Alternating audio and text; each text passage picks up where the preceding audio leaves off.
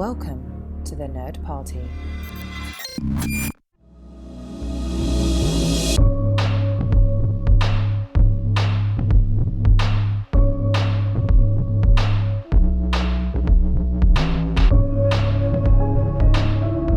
Welcome to the House of McTiernan, the latest chapter in the Houselights series. I am one of your hosts here on the Nerd Party, John Mills, and joining me on this journey exploring the works of John McTiernan in the 1990s, a name you might not know, but you definitely know his work. Two very good men, Tristan Riddell and Darren Moser. Darren, it's a pleasure to have you here, and may I ask you, sir, what is that pinging noise that you've identified for me? Well, only one ping at a time, as our system can't do rapid pinging. That would be way too much. But yeah, it's good at telling where you are and letting people know the plot is thickening as we speak. Indeed. And Tristan, how are things going with repairing the reactor? Is all of the work proceeding on schedule? Well, I got to figure out what's wrong with it first. Well, hurry up. We have a timetable to keep here. We're going through the trench. I got to make a left turn really soon. I honestly, I loved that line in there. It was like, well, how fast can you fix it? It was like, well, I got to figure out what's wrong with it first. Like, we've all been in that situation. Oh, yes. Oh, yes. Very, very much. You don't have an answer before I ask the question? What? Yeah. Oh, gosh. How many project meetings start like that? But as we get started here exploring the work of John McTiernan with the first work of the 1990s, 1990, in fact, The Hunt for Red October, we are asking you, please, if you haven't yet had the chance, go over to Apple Podcasts, leave us a star rating and review. We would very much appreciate it. Go to thenerdparty.com/contact, recommend directors, tell us what you like, what you don't like, what we might have overlooked, other notes that we could offer that you want us to mention. And of course, you can track down the Nerd Party Network on Twitter at Join Nerd Party and the Nerd Party on Facebook and Instagram. And I don't think we're on TikTok yet. No, we're not on TikTok yet, right? No, okay, no. Good. There you go. No TikTok yet. So anyway, speaking of TikTok, as Darren said, the plot thickens in The Hunt for Red October, and it's a submarine movie. So you're in a confined space, you're underwater, pressure is very much on your mind as the plot moves along and all of the action comes together. But first, let's talk about McTiernan.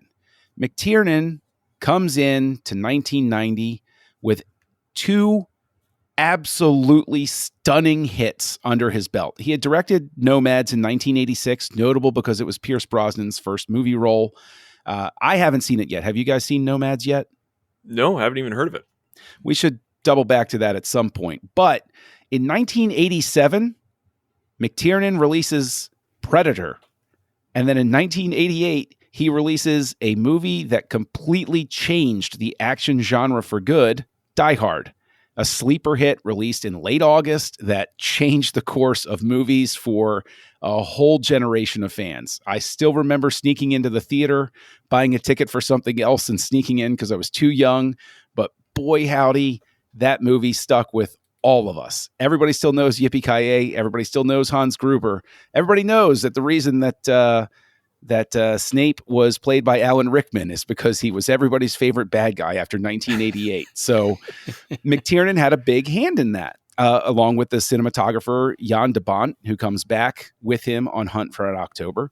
But McTiernan is a name that, and we were talking about this, off mic, McTiernan is a name that doesn't really pop into conversation. People mention Lucas and Spielberg, and you'll even find mention of Milius, but you'll mention Coppola, you'll mention Scorsese. But McTiernan doesn't come up, even though, and we'll get to our own takes on The Hunt for Red October, but 87, 88, and 90, he directs three very high-profile movies, each one growing in scale, and all of them with absolutely amazing casts aligned with them. Die Hard took a gamble on Bruce Willis and made him a huge star. He was a TV comedy actor and turned him into an action star. But he works with Sean Connery. He works with the up-and-coming Alec Baldwin. In Predator, he works with the overlord of action movies in the 80s himself, Arnold Schwarzenegger. I mean, basically, McTiernan's walking on water. So I'm going to ask you first, Darren. Why is it that McTiernan has faded so completely from memory? Is it just a case of what have you done for me lately? Or is it something more? Is it just that he didn't make enough of a personality splash the way that, say, a Spielberg did or something like that? I'm almost wondering, I don't have a chance to cross-reference, but I'm wondering, in these earlier pictures, are they all coming from like different studios? Or because even having a unifying theme of the director, it's like, unless there's someone out there touting the fact that this is a McTiernan film, it's like, it's kind of under the radar. And yeah, I mean, you see the list in front, like you're listing these giant films. And once you know that they're all connected by this director, you're like, oh my gosh, I want to look up what else he's done. But yeah, maybe he just didn't get invited to the director table at the special secret meeting or something. Yeah. I don't know, because you're right. Like Michael Bay, like there's obviously the old studio system, it wasn't really around directors as much. I mean, yes, you still had your Psycho director with Alfred Hitchcock, you had things like that, but it was fewer and far between that you were promoting a movie because of the director.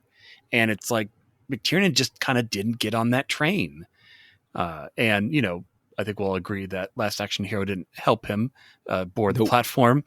But I think it should have. I think this should be a name that we talked about in the 80s and 90s as much as these others.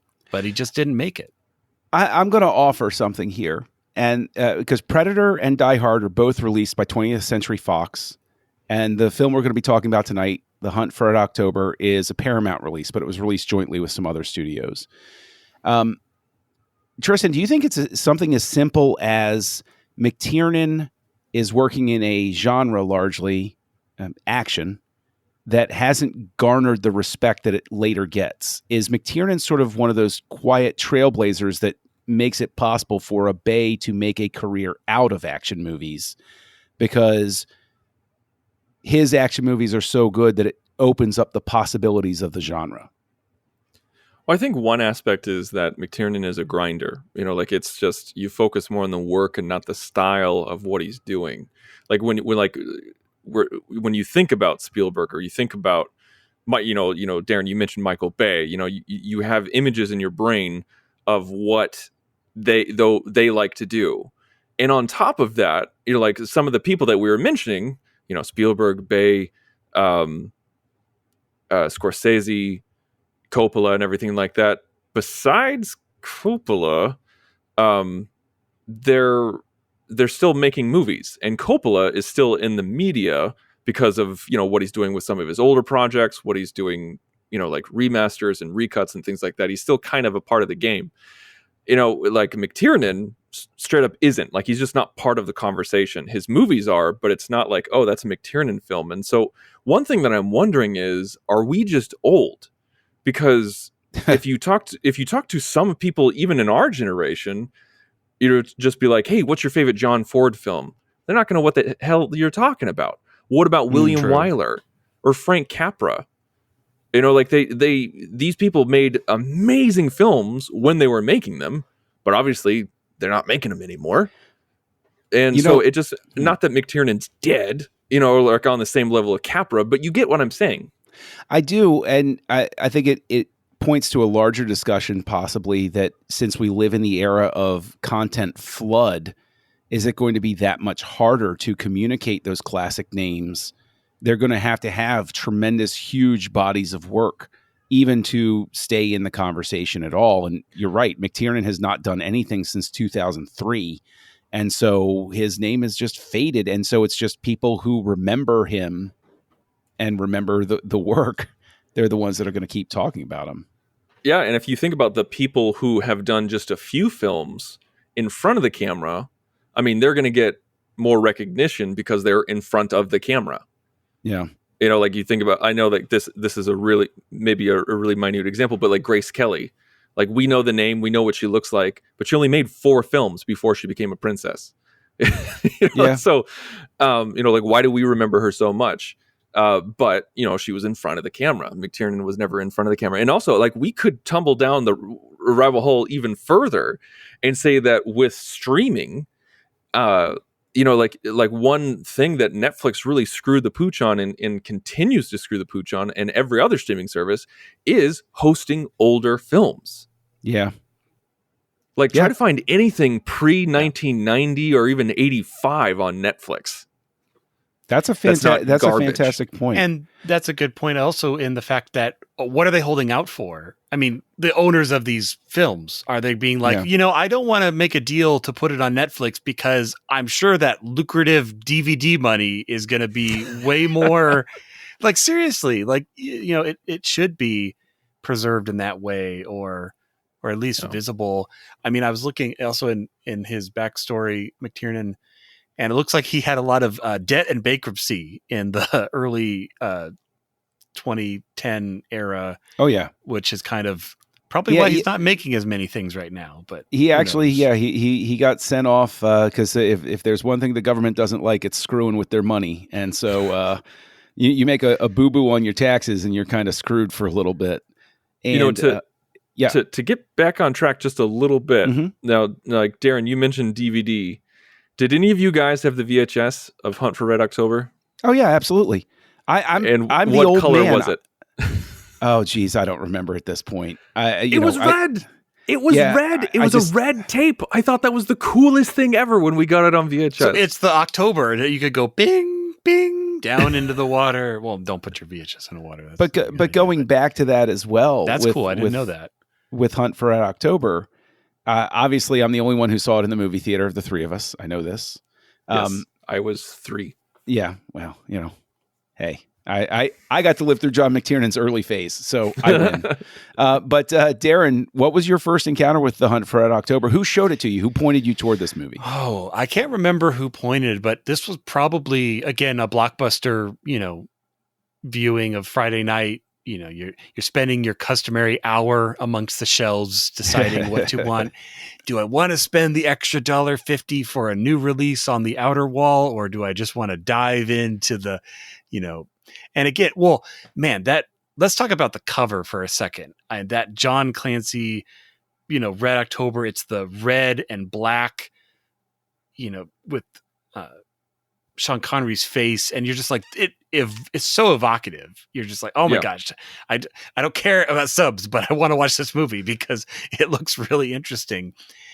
And I would almost say though that, I mean, yes, it's an action movie, but it's almost more a political movie. There is so much politics, and I think it's handled really well because there's a lot going on. And but it's not boring in the least. Like, it's not just a bunch of people sitting down and discussing what's going on. Because it gives you the motivation behind the characters instead of just cowboy diplomacy and all of that. So, but we'll get into that a little later. But yeah, no, this was a blockbuster pickup for sure. And it's funny. Now I've watched much more of Tom Clancy's work, and no, by John McTiernan. No, that's where I'm getting mixed up. And it's interesting, though, to start to see the formula of the Jack Ryan character, who's been played by many different actors. But blockbuster all the way. Wish it was still around. It would have an old movie collection section. It's interesting you mentioned. This was based on a 1984 book by Tom Clancy, and Clancy's whole wheelhouse was Cold War. He knew the technical stuff, and actually, having grown up in the DC metro area, I did have people who were nested far enough in the bureaucracy that they would read a Tom Clancy book and they would say, "I don't know who's talking to this guy because that's right." He was getting details right where people were like, "He knows somebody is feeding him something," and his books were very, very dense. Tristan, did you ever try reading this book, or have you ever read a Clancy book? I've never read a Clancy book. I love Clancy movies, but I've never read one of his books ever. It's interesting. Darren, have you ever read one of his books? I haven't. I think he did the Rainbow Six series, correct? Yes. I think it's Tom Clancy's Rainbow Six. I think it might just have his imprint on it or something like that. I have to look it up, but I have one of his books on my Audible account, but I have not listened to it because it's like 20 something hours. Like, it's a really, really long list. So no, I have not read or listened to any of his books. And the reason I mention that is because I tried to read one of his books once, and I think it was Red October. And the thing was, it was like picking up a paper book copy of the original Les Miserables by Victor Hugo, where you just picked it up. Yeah, you could have killed somebody with it. And I remember opening it up and going through, and the print was super tiny as well. And I was like, oh, come on, guys, this isn't fair, right? Like, just make it a bigger book and just have the larger print. Because it was, I never got past very early on it because it is so intensely technical. It's a real testament that this movie gets adapted to be a taut thriller as opposed to one weighted down by its own jargon. But Tristan, as somebody who has been known to cast a very critical eye on the editing of things, what do you think of the editing in Red October? And in specific, there's one scene in particular that I'm thinking of that's cutting back and forth between what's going on in the Red October and what's going on in the Dallas. And it's when they're trying to establish where they're turning and whether they're going to stay. Do you think that the editing helps the tension in this, or do you think that it excels despite the editing? What do you think of it as a whole? Well, I think the not that this is always a benchmark, but this was either nominated or won for best editing in terms of the Oscars. I think I'm right on that one. It won for best sound effects editing, but it did not win for film editing or sound, which it was also nominated for. But it was nominated for film editing. It was nominated for editing and sound. It was nominated. Okay, all right. So maybe that's what I was thinking of. I think this does a great job of editing for tension. And you know what? I think equal props need to go to production design, because you have 3 subs that you're mainly looking at that could very easily look exactly the same and have a really hard time cutting between them. But if you look at the lighting schemes of the Red October and the Dallas and the Alpha, is that what it's called? The Alpha, something like that? The Alpha sub? The other Russian sub. Yeah, the other, it's an Alpha type sub, but I forget. Oh, it's an Alpha type sub. Yeah, I can't remember the name though. Yeah, like they all have different color schemes. Like you have Red October is red, Dallas is blue, and I think the Russian sub is green or something like that. And it makes it so much easier to cut against. And even when I think the only time it gets a little weird is when you're in the almost pitch black ocean and you have 3 subs that you're going around. Yeah. You have to rely on those inner production shots to kind of help you with the editing. So like I say that I think the editing did a great job, but I think it's because everyone worked in tandem, like with the direction, the production design, the music, and the editing, it all fits. And it's a taut thriller because of it. And to answer the question you didn't ask me, I first saw this film when I was really young, because this is one of my dad's favorite movies. And we would watch the original 3 Jack Ryan movies on loop, like just constantly. Which would those be? So Red October. Yeah, then there's Patriot Games, and then Games. Clear and Present Danger. Yeah. Clear and Present Danger. Oh. So if you want to know the Jack Ryans, I mean, you got Alec Baldwin, then Harrison Ford, then Ben Affleck, then Chris Pine, and then John Krasinski. Yeah. Yes, and we won't ever speak of Ben Affleck's time as Jack Ryan, because that stands as one of the rare movies that I actually got up and walked out of. After paying when for I a said ticket. the original 3 is what we watch on loop. Yeah. I like Sum of All Fears. It's no. I'm not saying it's a good movie. I'm just saying it's a fun. He's just movie. like, no, you don't. You don't like it. You think you do, but you don't. We will do a special House of series just to talk Jeez. about that director, Wow. just so I can bring up how much I hate it. Well, Anyway, one last thing I'll say is I did look up, and I was off by my estimate of how long Rainbow Six is on Audible. It is not 20 hours. It is 36 hours. only Oh, only jeez. 36. That's not a book. That's a torture. I mean, good Lord. I mean, now granted, Stephen King's Under the Dome is 34. Like, my God, these are long. Yeah, Just well, go with King's- the Tom. Go with That's the King, though, yeah. Yeah.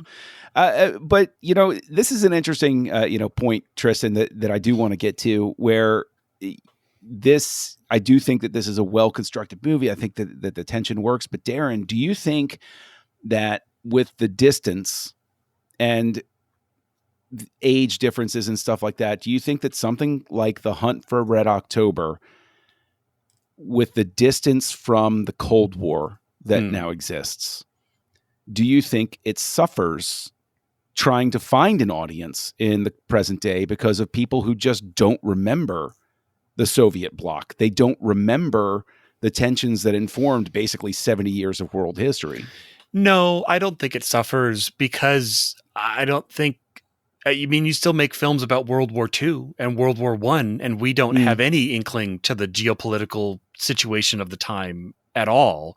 So I think as long as you establish it, and this movie does, this movie doesn't just assume it lays out like, oh, well, you have a political officer and then you're going to do this. Like it holds your hand enough that I think, watching this 3 decades later, you still understand enough of what's going on. I know. But no, I don't think that is an issue, because it has just enough of the pieces that you're trying to fit. But again, even if you don't understand the politics, it's very much a us versus them, a US versus Soviet. Like, we've seen so many movies that are against that backdrop. So I don't think it is impacted at all. Same question to you, Tristan. Do you agree with Darren? That I agree 100% with Darren, because it's a movie in our history. It's a time in our history that a lot of movies were made about, and a lot of us were alive while it was going on, or at least parents were alive when it was going on. And so I feel like our culture have been impacted by the Cold War in such a extreme way that it's one of those things that you just understand culturally. And, even though we're on good terms with the Germans now, we know that they were the baddies in World War II. And so when it boils down to just us versus them, we're just like, yeah, okay, so America and everybody else, America and Russia, like whether they call it the Soviet Union or not, it's still Russia. And then, today, it's still weird today. And I think it's just, as long as you establish the protagonist and antagonist, I don't think the Cold War is really that big of a factor in terms of relevance. Now, in terms of relevance, one of the things that even Sean Connery himself loved to poke fun of when he received a Lifetime Achievement Award was he said, I played a British double agent, an Egyptian immortal, and a Russian sub-commander, all as Scotsmen. In terms of handling the language in this film, Darren, do you... basically, this sets up a question for how it's going to be approached in a later movie we're going to be looking at, The 13th Warrior. What do you think of how they handle the language transition in this movie? I'm trying to remember what other movie, because we spoke about this before. Maybe it was... I don't remember what film it was, but we talked about, again, the ways that you can kind of do a transition where you're not having the entire film be in Russian or German or some other language that your primary audience doesn't know. And I think this kind of just becomes the gold standard, where you have, the first part of the act in Russian straight up, and then, you do the push in on the mouth, and then he says the English word now, and then you pull out, and then it's all in English. And it's enough that you're like, okay, obviously I'm to assume that they're all speaking Russian for the rest of this, but it's just, now I don't have to read subtitles. Because, there's a lot on that sub. There would be a lot of subtitle reading. And another layer of genius for that method was the word Armageddon is the same in English as it is in Russian. That is right. Yeah, I agree with you, Darren. This is a gold standard. I still remember being in the theater and seeing that push in and then the transition as it pulled back out. And even as a wee lad, understanding immediately what had just happened and saying, oh, yeah. And I give them additional credit for the fact that everything that you see written is still in Cyrillic. which is something my dad always pointed to with a BBC show, the Hercule Poirot series. Oh, yes. Where they didn't put on French accents, but all of the road signs, all of the books, everything was in French, and everybody was speaking with a British accent. And my dad would love to point it out to me when I was a kid, saying, the French people don't think they have an accent when they talk to each other. Why would somebody put on a French accent while they're speaking English in the show? And, he's not French, he's Belgian. Well, whatever. You know what I'm saying. I know what you mean. That's a big debate in cinema, though. Like there's a lot of back and forth about like to do an accent or to not do an accent. And it's hard because like, as moviegoers, we've been trained to listen for an accent where they're just like, oh, if they're Russian, then we should hear a Russian accent because when I hear a Russian speak English, that's what he sounds like. But there's so many other times when they're just like, yeah, but exactly what you said, John. They're like, they wouldn't be speaking English, so why would they be speaking English with an accent? And sometimes I've seen a lot of movie reviews get flack. I've seen a lot of movie reviews where the movie gets flack for not doing an accent, even though they wouldn't be speaking English. And I think we got to give a little grace but it is kind of odd sometimes when, in one movie, like if you look at Girl with the Dragon Tattoo, Daniel Craig's not doing a Swedish accent, but Rooney Mara is kind of doing something. And then you have like Stellan Skarsgård, who's actually a Swede doing a Swedish accent. But see, that's Daniel Craig, the new Bond, paying tribute to Sean Connery, not ditching his accent. So there you go. I did notice his Scottishness a little more in this latest rewatching, but you know what? Honestly, at the end of the day, it's Sean Connery, and he gets a pass. Like, yeah, his voice and the way he delivers it, I don't even care. I remember one time I got into a heated argument with someone where we were talking about Star Trek Discovery, and in Star Trek Discovery season 1, there's a lot of Klingon scenes, and when they're all Klingons, they're speaking Klingon, and they're speaking it very, very slowly, and it's painful to watch at times. Yes. And so I was talking to someone who, hopefully he listens to the show, is just a straight up fanatic, and he believes that Star Trek can do no wrong because it's Star Trek and you're not allowed to criticize it. And I was talking about how I was like, oh yeah, they need to do something where like, if it's all Klingons, then have them speak English for the audience. And he told me that was just absolutely moronic and that would never work. And then I shared the clip. You mean like every other Klingon who always speaks in English through like all of Star Trek? Every other Star Trek show we've ever had with Klingons.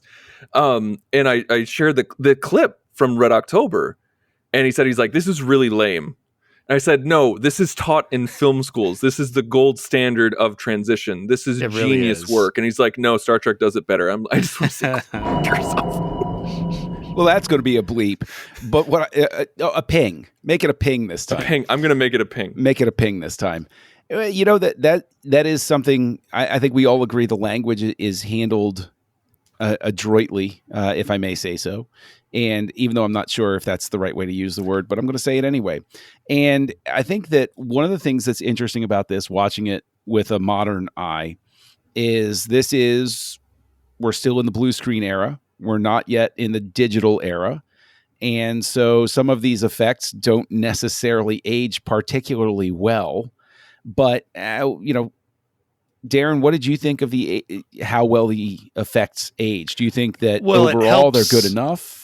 I mean, it helps when you build your entire submarine bridge on the largest gantry tilt table ever, and actually are tilting it just so Sean Connery's cup can slide when they make the motion. I love that bit. That is the best. There have to be like 100 outtakes where he missed it.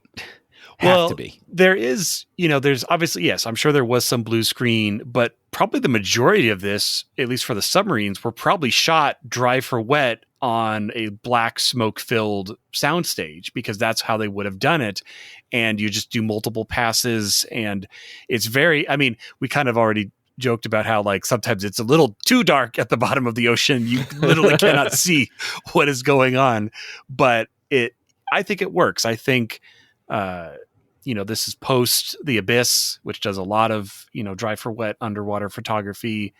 And I mean, again, you talk special effects, but pretty much that's just the subs. I mean, almost everything else is practical, real, or on an actual set. Like there's actually very little special effects in this movie as far as something that wasn't ever real. So I think they hold up. Not in camera. Really. Yeah, not in camera. Yeah. So I think it holds up. I think the only really thing well. that takes me out. Sorry, I didn't mean to cut you off. No, go. I think the only thing that kind of took me out was one of those the final shot of them on top of Red October in the river, where I'm just like, ugh. Like that is some horrible day for night. Yeah. That's true. You know, the wind isn't stirring Sean Connery's fake hair quite enough in that shot either, which is what pulls me out of it. I love that toupee. I think it's a great looking toupee. Oh, no, I think it is great. But the thing is, when it's set against an effect and it's not behaving naturally, like it just that's one of those things where it's the little tiny physical tell. You don't even know you pay attention to those things until something's wrong. And you're like, what's wrong with his hair? Did you hear the story about the hair that he originally wanted to have? No. So I don't know why. Like no one understands the motivations, but Sean Connery just showed up on set with a fake hair, like a toupee, but with a ponytail. Oh. It had a ponytail.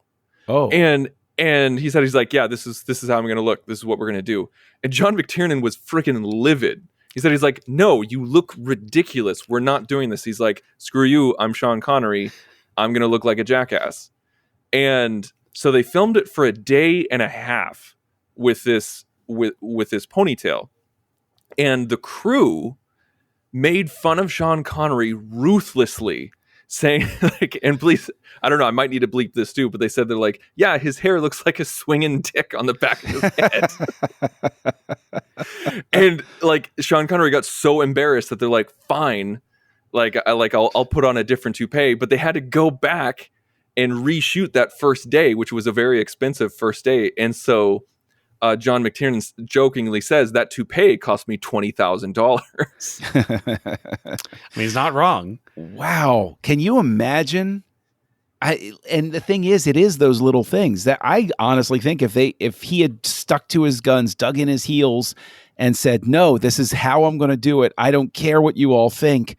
This becomes a movie where you say, man, it was almost great, but it's just not really terrific. Well, it wouldn't be that toupee cost me $20,000. Is that toupee cost me, $30 million of the box office? Yeah. It's like, you're gonna pay for the toupee one or the other? Are you gonna pay the small cost up front, or are you gonna pay the big cost at the end? Well, I mean, it is interesting though, because that does highlight the fact that McTiernan, even though he's got those two huge hits coming into this, he still didn't have enough sway to get his star to behave. Well, it's Connery though. Like that's true, that's next level stuff. True, but again, Predator, his first huge hit, is starring Schwarzenegger at the absolute height of his powers. But the personality wise, they're very different. I guess, but still, the power imbalance is just always fascinating to me that an actor would show up on set and say, no, that's what the director's paid for. You're supposed to be doing what you're directed to do. Like, that's why they're the director. Well, again, look at the poster again. It's Sean Connery's face, a little bit of a conning tower, Sean Connery, The Hunt for Red October. Oh, and Alec Baldwin is in this movie. Like none of the other cast, which is a huge cast, a star-studded cast. Let's talk about Alec Baldwin. What did you guys think about his interpretation of Jack Ryan? I mean, now granted, his was the first cinematic interpretation, and we have hindsight where we have a lot of different Jack Ryans. But like, what do you think about him in this particular movie, John? What do you think about him in this particular movie? It was the first time I was ever aware of him, and from my perspective, he became a big star because of this movie.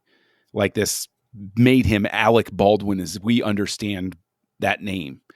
Absolutely. And I think it's well deserved. I think it's a fantastic performance. I think it's absolutely, you're with him, you're cheering for him, you're on board with him through the whole thing, and it's just a wonderful performance. And I consider it, look, I'm a big Harrison Ford fan, just like anybody else who grew up with Star Wars and Indiana Jones, but I remember seeing Patriot Games after this, and I was like, yeah, I kind of wish Alec Baldwin had been in this. Like it, and that's, I think, just a statement of the fact that Baldwin owns this role. There's absolutely nobody else I would want to see playing this part in the time.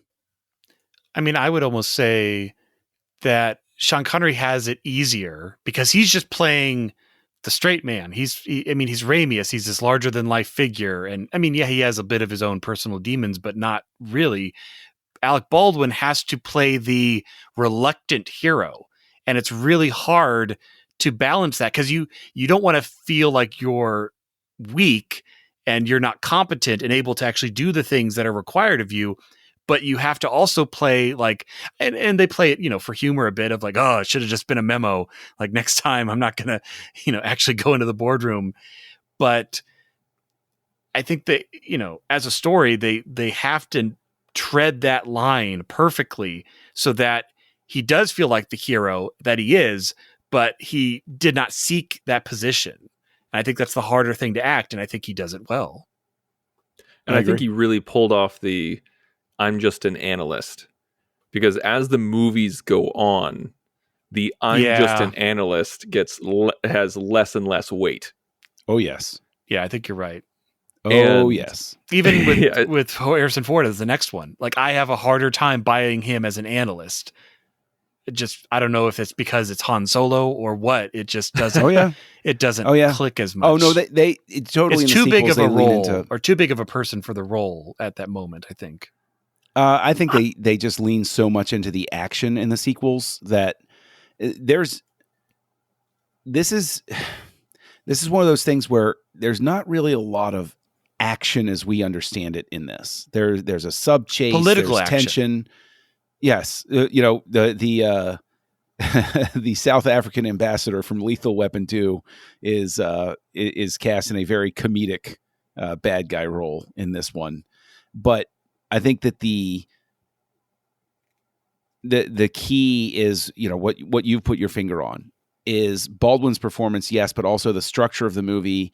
He doesn't get into a quote unquote action sequence until the very end.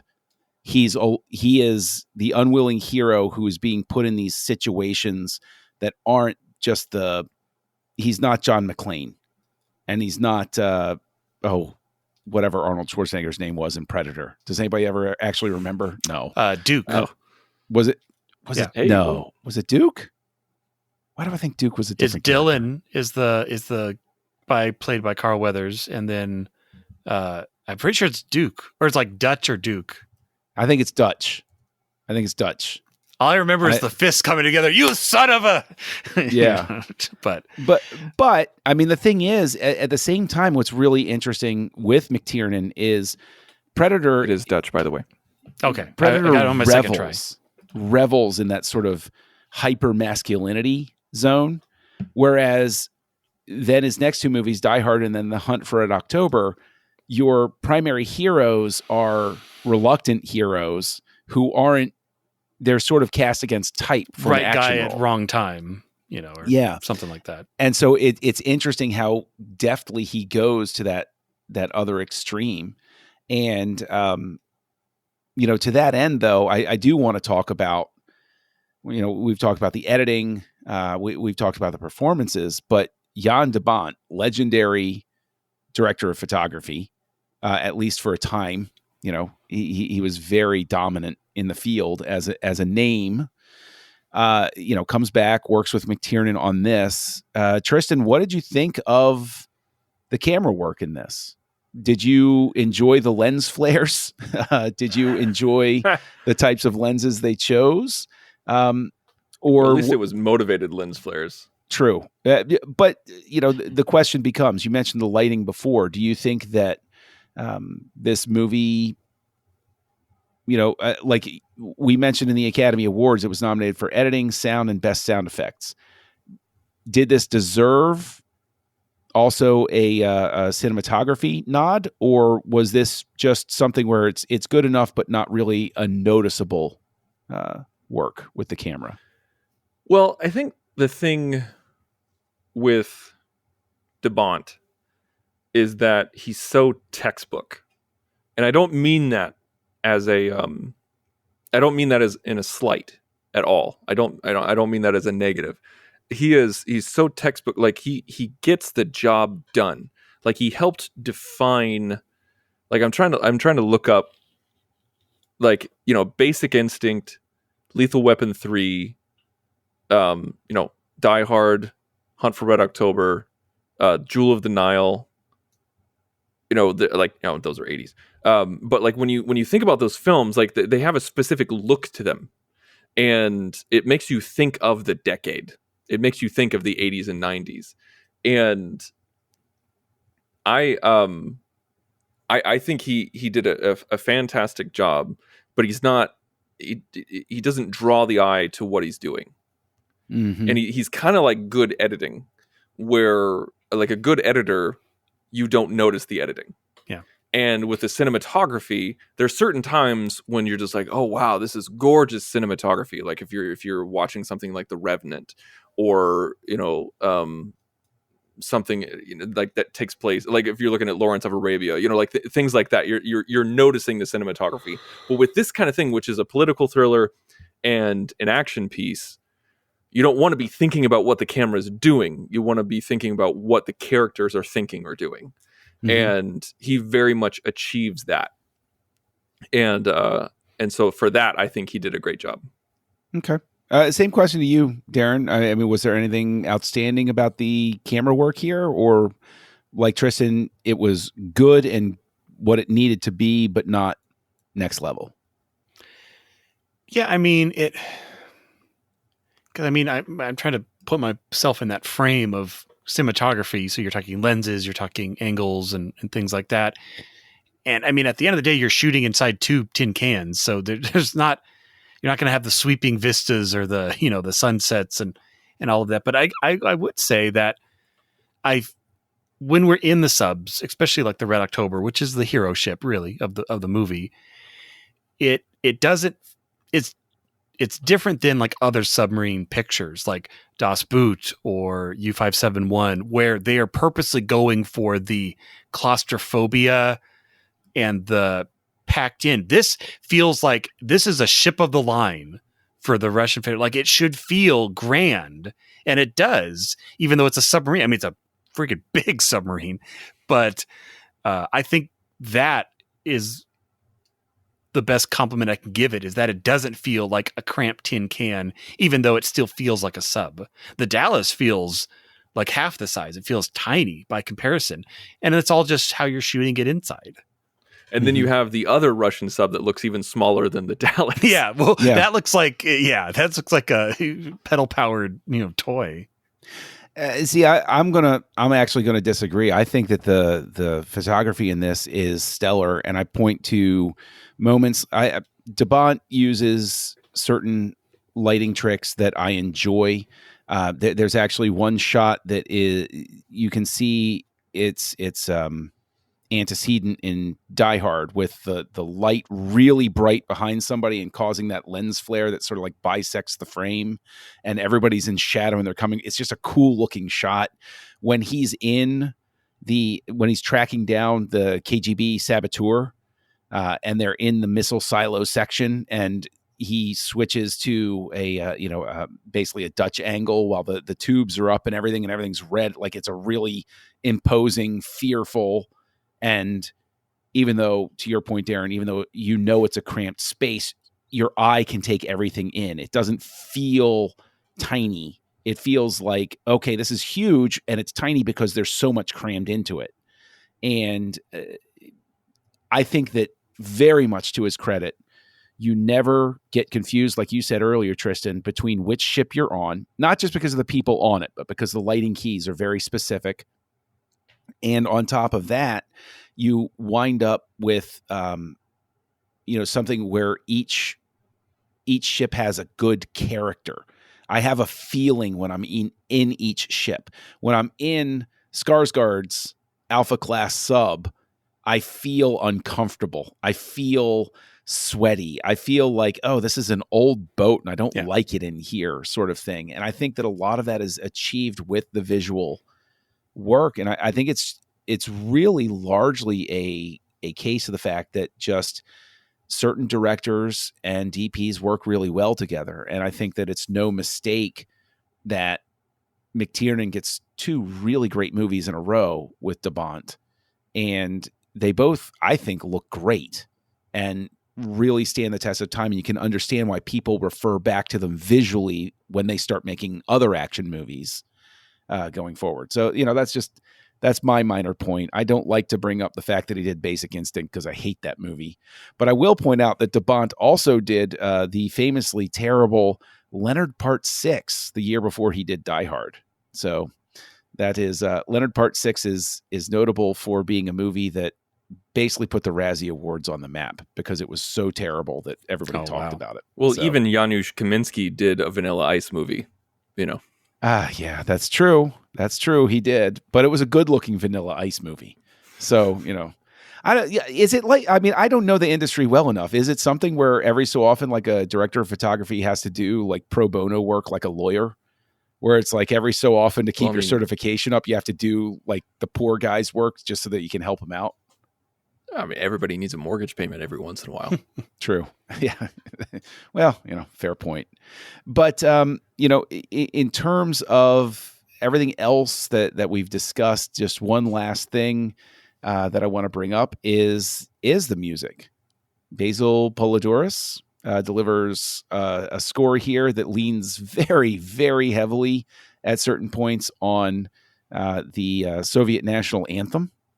And which my uncle, I think it's playing in the embassy when he walks in, like in the background. I'm like, there's nothing else on the radio but the Russian. Oh no, you would start your radio day with it for sure. And, that makes sense. Yeah, and I think that Admiral with the letter opener. Yeah, I think that was the first editor for this film. Really? Oh, pretty played sure. him. Oh, no kidding. But they like McTiernan didn't like him, and so he got fired.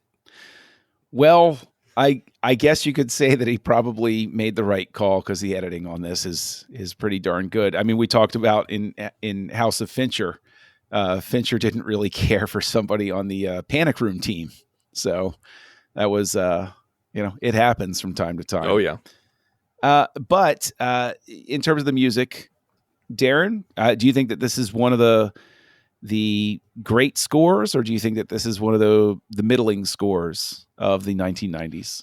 No, I think it's a great score. I mean, you hear anything from it and you think Red October. Like it is connected with it. Its use of singing, not just in the score, but in the actual film where the members of Red October are actually singing, and even becomes a little bit of a plot point. But yeah, something about that. I mean, yes, it's double downing on saying this is Russian. By the way, we're Russian and this is Russian. Like it's definitely pushing that, but it works. And, with action movies, I think it's often the fact that you have your main theme, which you revel in, and then trying to conjure up other moments of the score. Like, yeah, there's tense moments and light moments, and you get a bit of a trumpet flair for the Americans when they show up. I mean, it's, in that regard, it's kind of rote on hitting on the basics that you would do in a Tom Clancy novel-esque movie, but I think it works great. I really enjoy the score for this.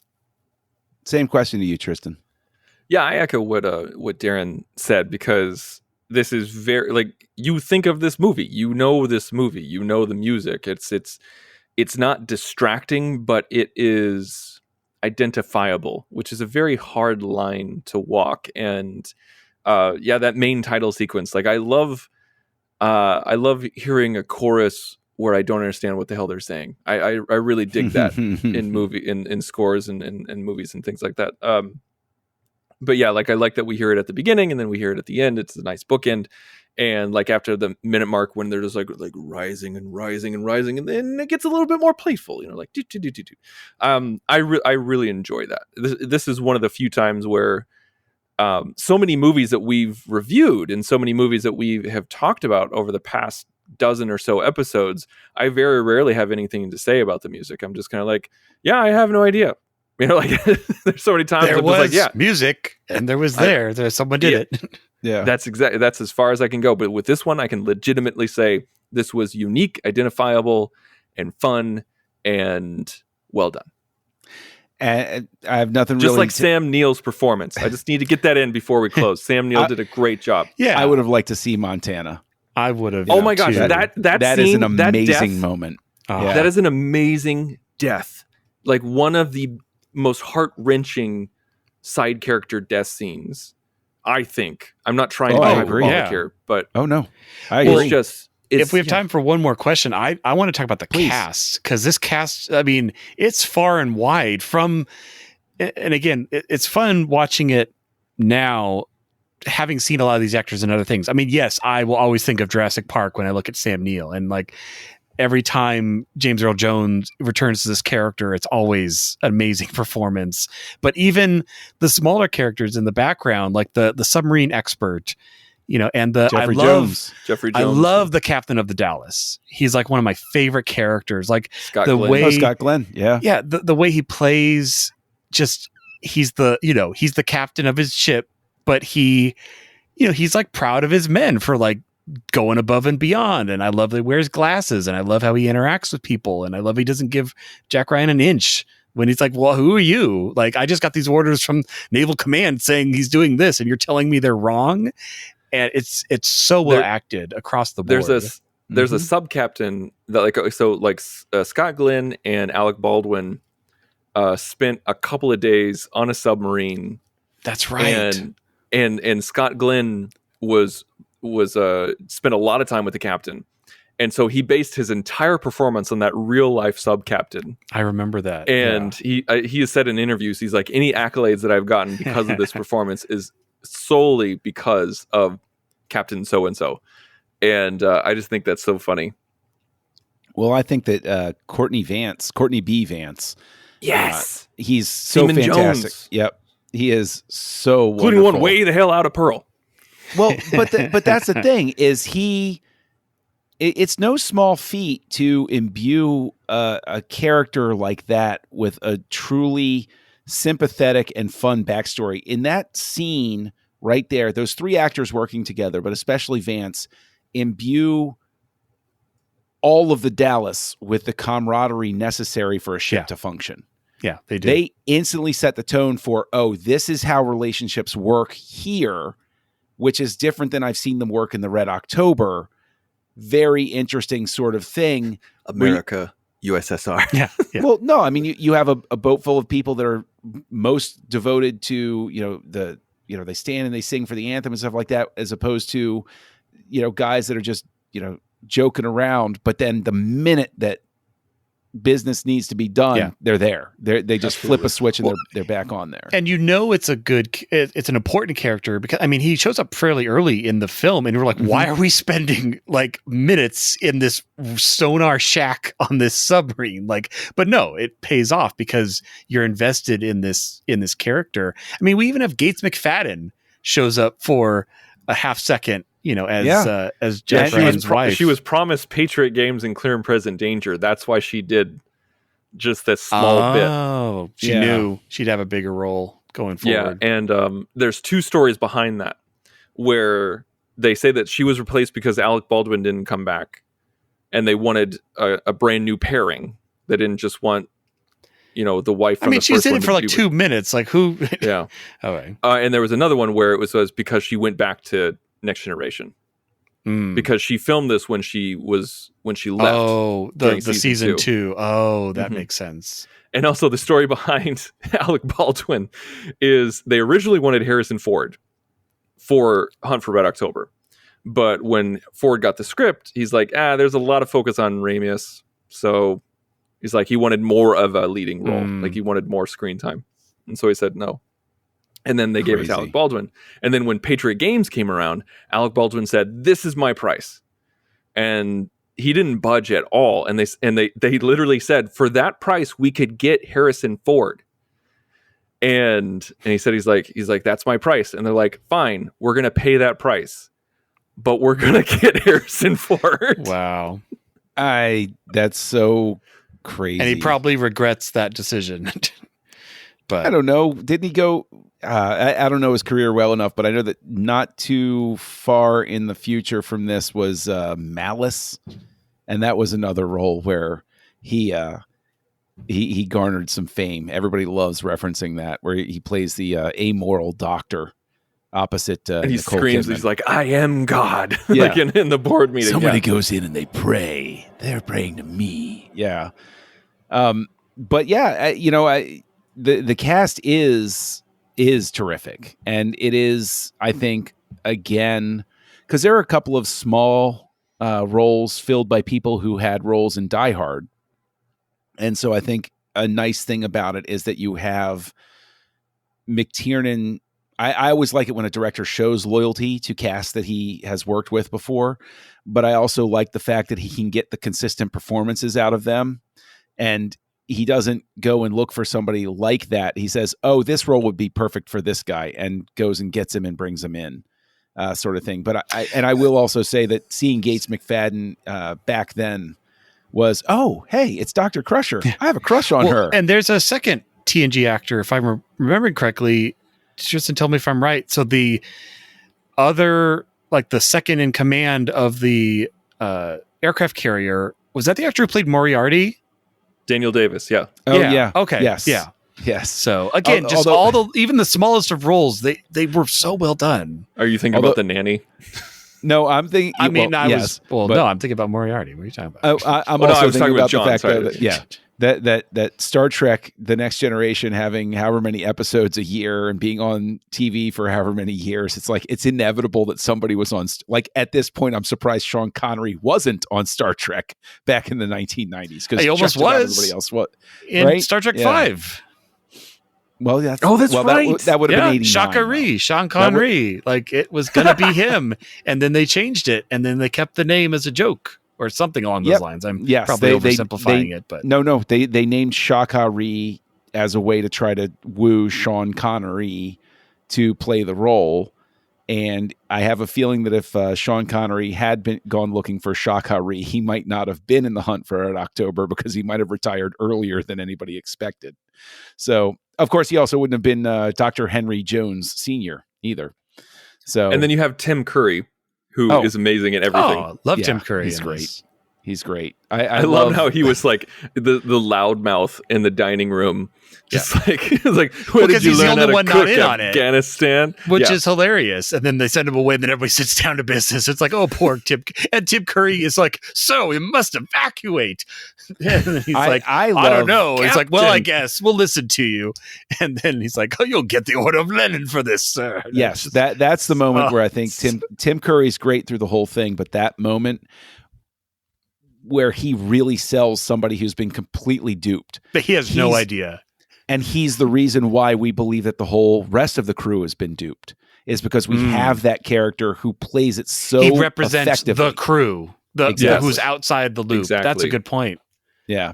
Now, we need to talk about the scene between Sam Neill and Sean Connery in the captain's quarters, where, he's dreaming got of his the shirt future. undone, and they're talking about the future. He's like, he wants to raise rabbits, have an American wife, and he wants to see Montana.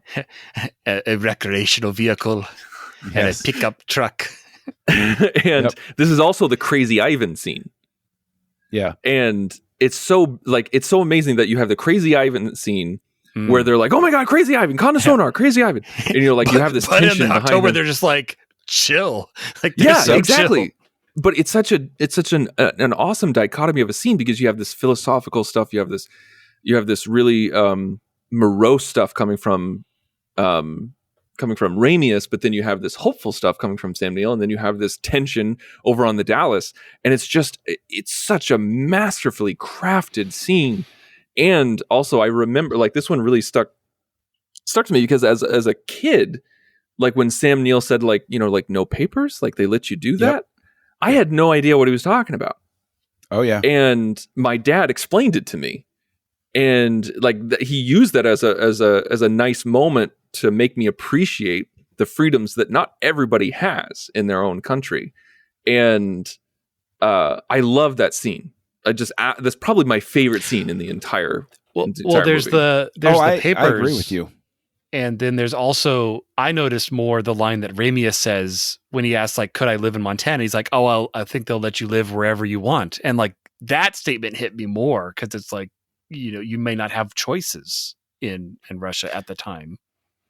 Yes. And it's, well, yeah, I mean, that's a whole onion that we could peel that I think that this movie really effectively captures without being eccentric about it, without dwelling, I should say.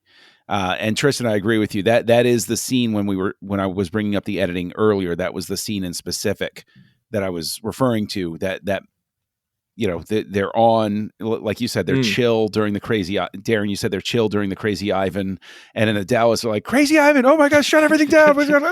and then you see the subs going by, and it's like just the way everything is handled back and forth on that is so masterful, so absolutely fantastic. And that scene, you have to have that scene because that is what gives you the payoff and I think the emotional impact of when Sam Neill's character dies. Like, I don't think we would care one way or the other without that scene, because it elevates him from background actor to number 2 on the bridge. And he's making plans. He's making plans after this terrible day, that this unforeseen future, and we won't see it. And it's really sad. It is. And just one side note to wrap up the discussion about the cast, McTiernan actually cast his father as one of the attendees at the briefing with Jack Ryan. That is a great scene. Yeah. Oh, we haven't talked about James Earl Jones. Yeah, the one. Well, I mean, I mentioned him, but yeah, it's. I think the when they go down to a mega level. Wait, we're not quite there yet, but yeah. The best part, I think, of any of all of Jones's performance is when Alec Baldwin is going off and you just see him move his hand very slightly and put his hand on him like shut up, Jack. Like, dude, stop talking. That was amazing. I love that when he said, he's like, I said speak your mind, but Jesus. He's like, I'm going to leave. You have to stay. Yeah. Yep. And also the only actor to be in all 3 Jack Ryan movies. Yes, that's true. And unfortunately not in Sum of All Fears. Well, wasn't that a prequel? Yes, it was actually technically a prequel. Was it? Because he dies in Sum of All Fears. Because he's played by he's played by Morgan Freeman. That's a different character. A different character. Okay, that's a different character. I'm sorry. I thought it was the same character. Oh man! Why? See, the thing is, we're on a high note, and then you bring up Sum of All Fears again. And I'm like, oh man. But all that being said, I think we have, if you'll pardon the pun, plumbed the depths with The Hunt for Red October this week. And so we come to our ratings. And Darren, I'm going to toss it to you first. On a possible scale of 5 pings, where do you place The Hunt for Red October? Well, let me make sure I turn off my Caterpillar drive so you can hear me. 5. I got to give it 5. It's such a good film. It's so memorable. It's a joy to watch and rewatch. And I mean, are there tiny plot holes? Probably, but I couldn't tell you what they were. It's so well executed. You're drawn into the characters. You remember the score.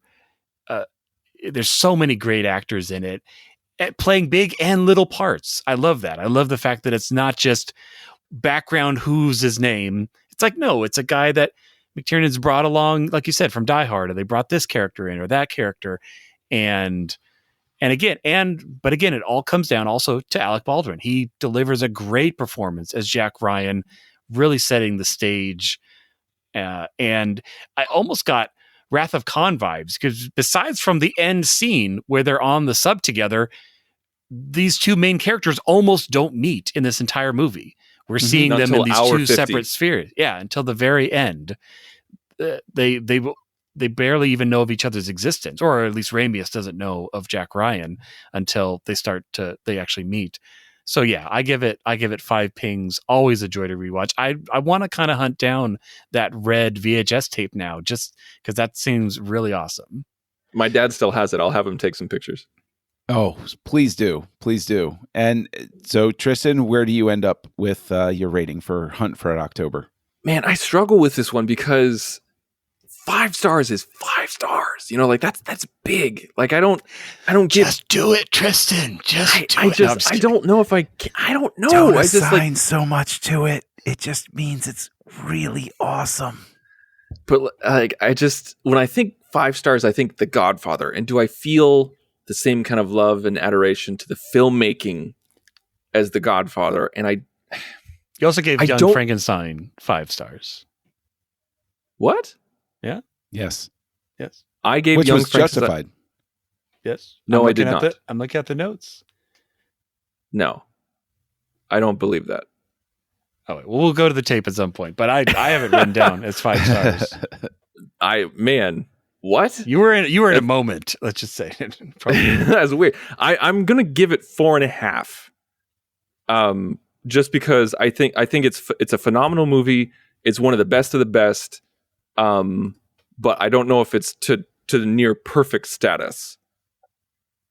So I can't believe I'm saying like 4.5. Like, oh my god, I know. I'm sorry, guys. Like, you know, but like 4.5 with maybe I could be convinced to 5. So like that's where I'm at right now. This was my first time revisiting it in many years. Solid 5. I know every beat of this movie. I have rewatched it more than once in my lifetime. And just like going back and revisiting Star Wars, so long as you don't watch it once a week, every week for your whole life, you still feel tense. You still feel scared. You know how it's going to go, but it still hits that thing. Sam Neill, his death still hurts. It hurts so bad. You sit there watching, and you watch this movie each time saying, maybe not this time. Maybe this time. Maybe this is the time he's going to survive. It's true. Right? Yeah. And that to me is Stupid a 5-star Cook. film. I hate you, Cook. Now, to speak to your larger point, Tristan, like, does that mean that I think it's as excellent as The Godfather? No. The Godfather is The Godfather, though, right? It doesn't mean that I'm taking down the Mona Lisa because I think that I found another perfect painting 500 years later. The Mona Lisa is still the Mona Lisa, but that painting is still something else that I gotta love. So that's why I come in at a 5. But Darren, if people want to chase you down and you're pulling a crazy Ivan sometime, where can they find you? They can go to my website, drsci-fi.com, DRSCIFI. Tristan, where can people find you? Go to thenerdparty.com and there is there's a host tab on there that everybody should go to because it has all of our stuff on there. John, Darren, and mine. Check out the Insane Robin. That's me. I'm on Twitter and Letterboxd and everything like that. I got some shows on there that I'm really proud of. I got some Star Trek shows and show I do with my wife. Check it out.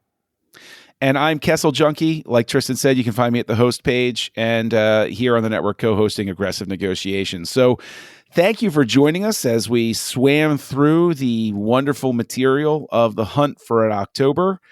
And next week, we will be visiting the Amazonian rainforest with a movie I have never watched before, believe it or not, starring Sean Connery, Medicine Man. Until then, keep the seats warm and the popcorn fresh. Join the revolution. Join the Nerd Party.